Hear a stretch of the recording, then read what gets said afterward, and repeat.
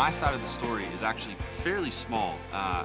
When I started here, a few weeks in, I had a man come into my office and bring me a song that he had written years before and said, you can do whatever you want with it, but you're the music guy, so I thought I would share it with you. So I politely took it and put it on my shelf and didn't really touch it for a while.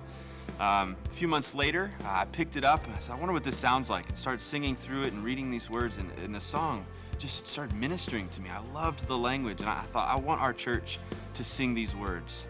And so this morning I have my good friend John LaShell, who wrote Show Me Your Glory. He's going to tell us how he got to it. So John, tell me the story behind Show Me Your Glory.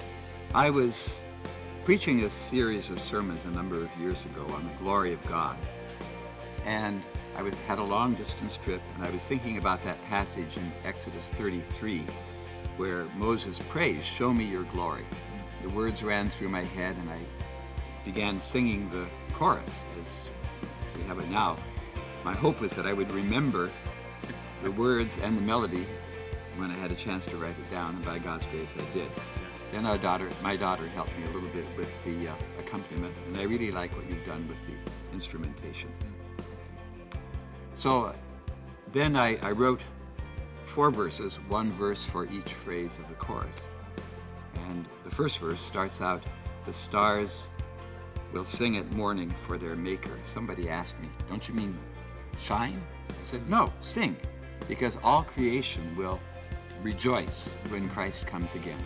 And we see singing stars in Job 38. We see singing stars in that wonderful passage in The Magician's Nephew at the creation of Narnia, when the stars sing along with Aslan at the creation of the world. Then the second verse deals with the glory of God and the Trinity with specific reference to John 17. The third verse is the glory of God in the gospel, both objectively because God's wrath, which is over our heads, is removed, and subjectively because we don't feel the despair and darkness that was in our lives before.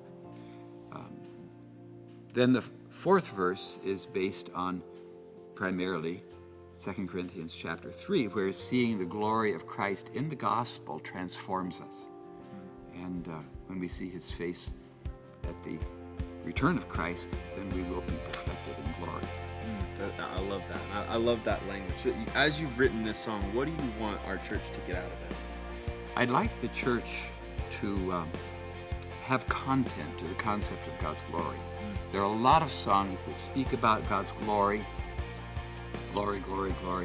But if you don't know what it means, you might as well be sitting cross-legged on the floor, staring at your navel and saying, Om, Om, Om. It's just a word. And so I'd like people to think in terms of what it means for God to be glorious. That's great. Yeah.